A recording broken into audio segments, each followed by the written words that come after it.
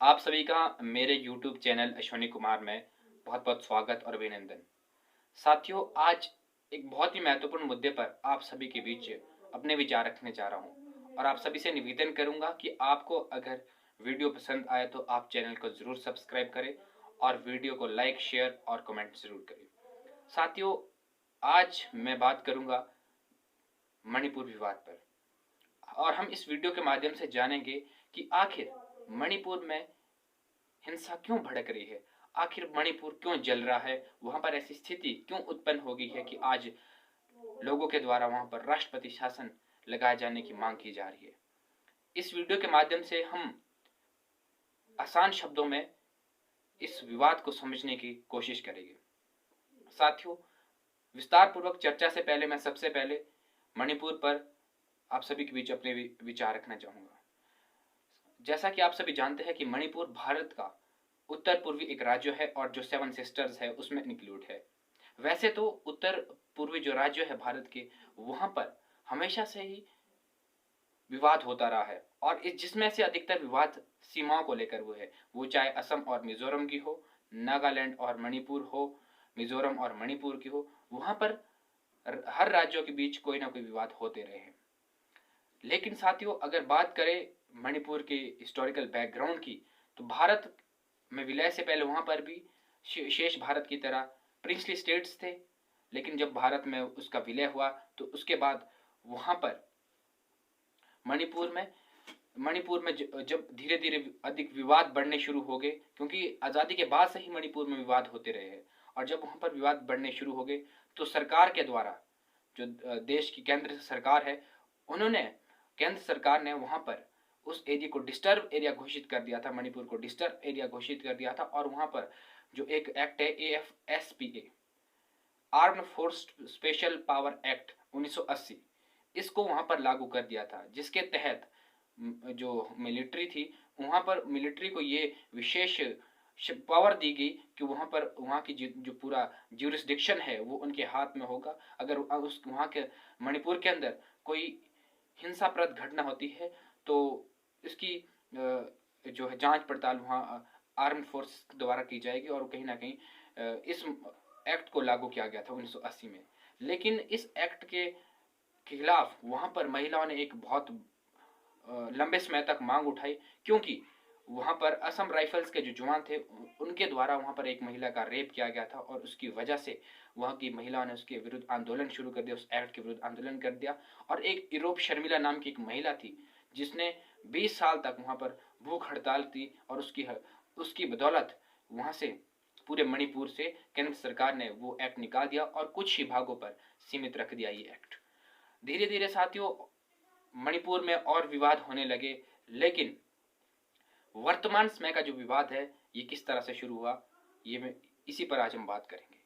साथियों, होता क्या है कि मणिपुर हाई कोर्ट के द्वारा एक स्टेटमेंट निकाली जाती है कि जो मणिपुर का जो मैतेई समुदाय है, जो वहां पर 60% है और जो अधिकतर हिंदू है, उनको ST का दर्जा दिया जाएगा। इस तरह की जब स्टेटमेंट मणिपुर हाई कोर्ट के द्वारा निकाली गई तो वहां के जो कुकी और मैतेई समुदाय के लोग थे, जो कुकी और नागा समुदाय के लोग थे, उन्होंने कहीं ना कहीं मैतेई को ST की जो अधिसूचना हाई कोर्ट ने जारी की थी उसके खिलाफ आंदोलन शुरू कर दिया। और ये आंदोलन इतना उग्र हो गया कि वर्तमान समय में क्या स्थिति मणिपुर में है ये आप सभी भलीभांति जानते हैं कि आज के समय में वहां पर महिलाओं को निर्वस्त्र होकर दौड़ाया जाता है। ये स्थिति देश के अंदर बन चुकी है, मणिपुर के अंदर बन चुकी है। साथियों, आखिरकार विवाद का कारण मैतेई को ST का दर्जा देना ही नहीं, अपितु इसमें बहुत सारे और भी तत्व शामिल है जो हम इस वीडियो के माध्यम से समझने का प्रयास करेंगे। साथियों, जो मैतेई समुदाय है वो भारत से अलग होने की मांग पहले से ही कर रहा है। वो कहता है कि हमें भारत से अलग, हम इंडिपेंडेंट रूप से रहना चाहते हैं। लेकिन जो वहाँ का कुकी समुदाय है वो एक अपने लिए अलग कुकी लैंड की स्थापना की मांग कर रहा है, और जो वहाँ का नागा समुदाय है वो ग्रेटर नागालैंड की स्थापना कर रहा है। ये इन तीनों समुदाय की वहाँ पर मांग है। और साथियों, जो मैतेई समुदाय है वो वहाँ पर 60% है और अधिकतर हिंदू है, और जो नागा समुदाय है वो 24% है और अधिकतर क्रिश्चियन है, और जो कुकी है जिन्हें जोमी भी कहा जाता है वो 16% है और अधिकतर वो भी क्रिश्चियन है। आखिरकार साथियों क्यों विवाद हो रहा है, क्या विवाद का कारण है, हम ये जानने की कोशिश करेंगे।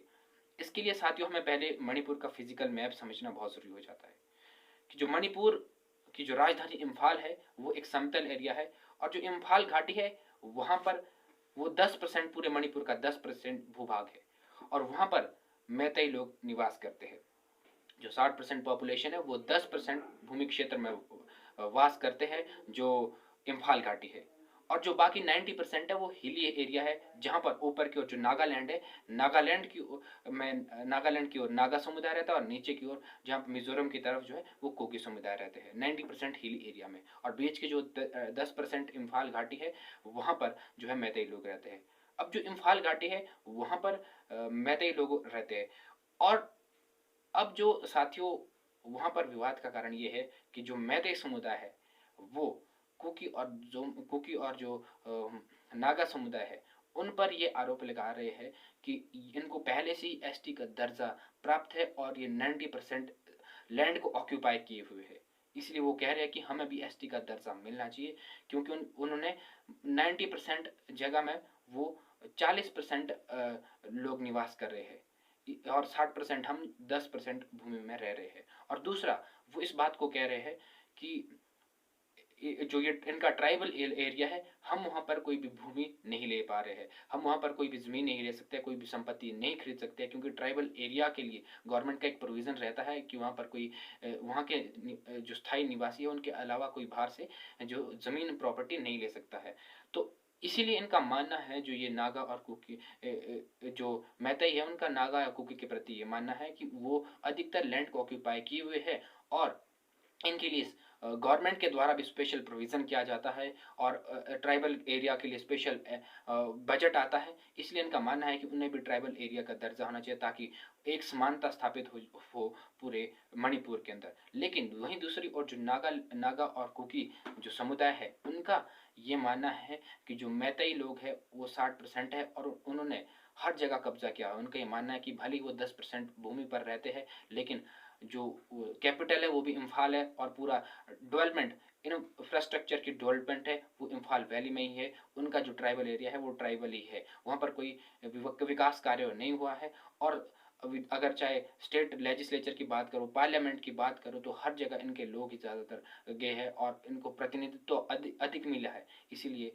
इन्हें जो है एसटी का दर्जा नहीं मिलना चाहिए। उनका कहना यह है कि फिर उनके अधिकार जो है छिन जाएंगे अगर मैतेई को एसटी का दर्जा प्राप्त होगा। और उनका कहना है कि नागा और कुकी का एक और मत है कि जो उनका एरिया है वो हिल एरिया है, और जो पिछड़ा हुआ इलाका है, इसलिए उनको एसटी की रहने उनको इसलिए उनको एसटी की आवश्यकता है, लेकिन मैतेई को एसटी का दर्जा नहीं मिलना चाहिए। तो इस तरह का कुछ विवाद है, इस हम छोटे से वीडियो के माध्यम से हमने समझने का प्रयास किया बहुत आसान शब्दों में।